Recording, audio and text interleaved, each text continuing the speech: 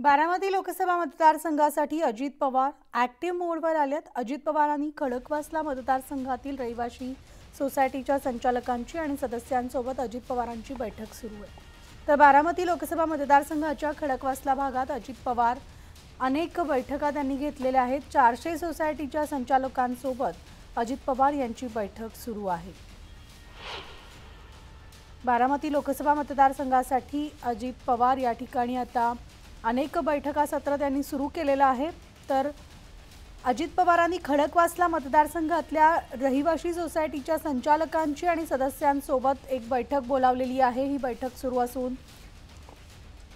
या बैठकीतून मतदानाचा कौल जो आहे तो आपल्याला कसा मिळेल याची विशेष दक्षता घेतली जाते। बारामती लोकसभा मतदारसंघाच्या खडकवासला भागात अजित पवार अनेक बैठका घेणार असल्याचं सुद्धा समजते। आमचे प्रतिनिधी वैभव सोनवणे आपल्या सोबत आहेत।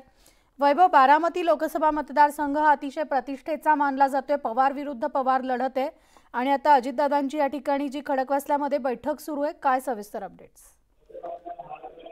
मनाली, बारामती लोकसभा मतदारसंघासाठी अजित पवारांच्या पत्नी सुनेत्रा पवार या उभ्या आहेत। मात्र त्यांच्या समोरच्या अडचणी ज्या आहेत त्या काही संपायचं नाव नेत नाहीये। मोठी गर्दी जी आहे, मोठं समर्थन जे आहे ते शरद पवारांच्या बाजूने जाताना दिसतंय।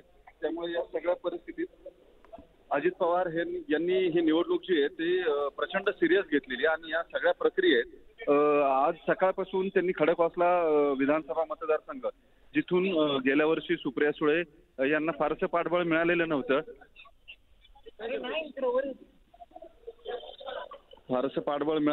आणि शेवटी या सगळ्या परिस्थितीचा फायदा घेण्यासाठी भाजप बरोबर खडकवासल्यातून सुनेत्रा पवारांसाठी मोठ बांधायचं काम अजित पवारांकडून सुरू आहे। आज सकाळी जवळपास 400 सोसायट्यांमधल्या पदाधिकाऱ्यांशी त्यांनी साधारणपणे 1 ते 1.5 तास संवाद साधलेला होता। आता नवले पुलाजवळ सुनेत्रा पवार यांचं कार्यालय जे या कार्यालयाच्या उद्घाटनासाठी अजित पवार आले।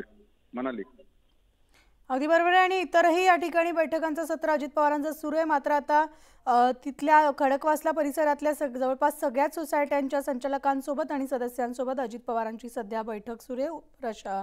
वैभव, धन्यवाद या सविस्तर माहितीसाठी।